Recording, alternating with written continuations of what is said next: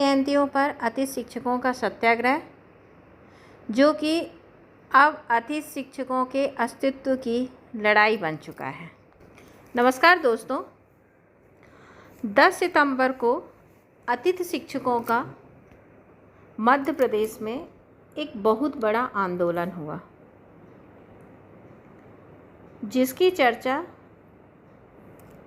मध्य प्रदेश में बहुत हुई, क्योंकि इस आंदोलन में अतिथि शिक्षकों की ज़बरदस्त भीड़ दिखी और इस आंदोलन को तुरंत वापस इसलिए भी लिया गया क्योंकि सरकार की तरफ से यह बात हुई कि आपकी मांगों पर हम विचार करेंगे। पर लगभग 20 दिन बीत जाने के बाद भी अतिथि शिक्षकों की हालत वहीं की वहीं है।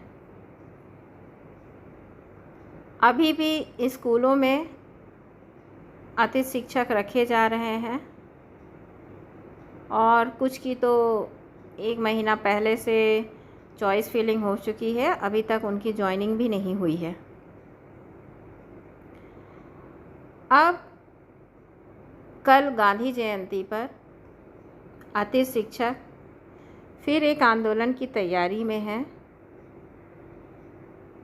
उनका आंदोलन का प्रमुख उद्देश्य सरकार पर दबाव डालकर अपनी मांगों को मनवाना है। अब अतिथि शिक्षकों की मांगों को बारे में देखा जाए तो उनकी एक सबसे बड़ी मांग है नियमितीकरण, कि हम 16 सालों से पढ़ा रहे हैं तो अतिथियों को नियमित किया जाए।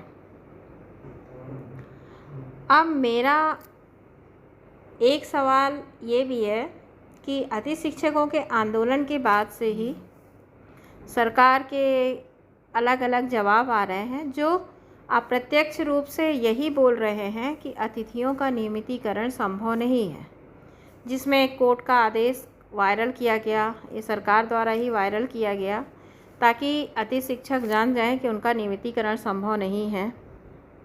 और खुद शिक्षा मंत्री का बयान भी आया कि मेहमान बनकर आए हो तो घर पे कब्जा कर लोगे क्या। तो इसका सीधा मतलब है कि अतिथि शिक्षकों का नियमितीकरण संभव नहीं है। अच्छा, अतिथि शिक्षकों का नियमितीकरण हो भी क्या सकता है? ठीक है, यदि नियमितीकरण सरकार करती भी है तो उसकी एक प्रोसेस होती है।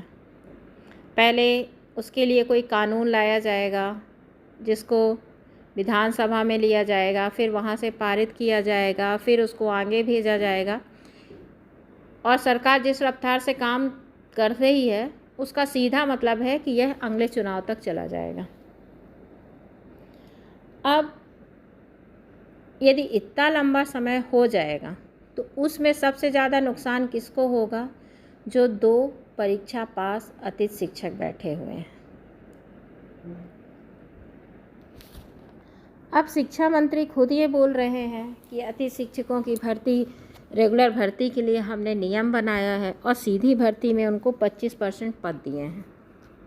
25% के दायरे में आने पर जो परीक्षा पास हैं वो नियमित हो सकते हैं। तो जो 2 परीक्षा पास अतिथि शिक्षक हैं, यदि कल वो आंदोलन में शामिल होते हैं तो उनसे निवेदन है कि वो सबसे पहले अपनी मांग पद वृद्धि की रखें। देखिए, नियमितीकरण, यदि सीधा नियमितीकरण लंबी प्रोसेस होगी, लंबी प्रक्रिया होगी और उसमें अगले चुनाव तक का समय लग जाएगा और ऐसे नियमितीकरण संभव भी नहीं है क्योंकि उसमें बहुत लाखों बेरोजगार ऐसे भी हैं जो अतिथि शिक्षक नहीं हैं, वो भी परीक्षा की तैयारी कर रहे हैं। यदि ऐसा कुछ होता भी है तो न्यायालय में लोग चले जाएंगे और भर्ती प्रक्रिया को ही रोक दिया जाएगा। तो सीधा नियमितीकरण अतिथि शिक्षकों का मुमकिन ही नहीं है। उसमें सबसे अच्छा तरीका यही है कि पहले कम से कम जो 2 परीक्षा पास अतिथि शिक्षक हैं वो पद वृद्धि की मांग करें। कम से कम 25% पदों पर तो जो पास हैं वो आएँ। उसके बाद जो बचते हैं वो अपनी समस्या को रखें सरकार से और सरकार उसके लिए समाधान करे। पर जो नियम के अनुसार दायरे में आ रहे हैं, जो 2-2 परीक्षा पास हैं, उनका तो सरकार पहले भला करे। और यह कैसे संभव है? सिर्फ पद वृद्धि करके। तो सारे अतिथि शिक्षक भाई बहन जो 2 परीक्षा पास है, यदि कल आंदोलन में शामिल हो रहे हैं तो कृपया उनसे मेरा निवेदन है कि वो पद वृद्धि की मांग को सबसे पहला रखें। और पद वृद्धि होगी तो 25% अतिथि शिक्षक वैसे भी नियमित हो जाएंगे। और जो अतिथि शिक्षक डीएड बीएड है और काफ़ी समय से पढ़ा रहे हैं, तो ठीक है, पहले आप उनको रखिए, फिर बचे हुए पदों में उनके लिए कुछ पॉलिसी बनाइए और उनको शिक्षा विभाग में लाइए। हमें उनसे कोई दिक्कत नहीं है, पर उनको नियमित करना एक लंबी प्रक्रिया है।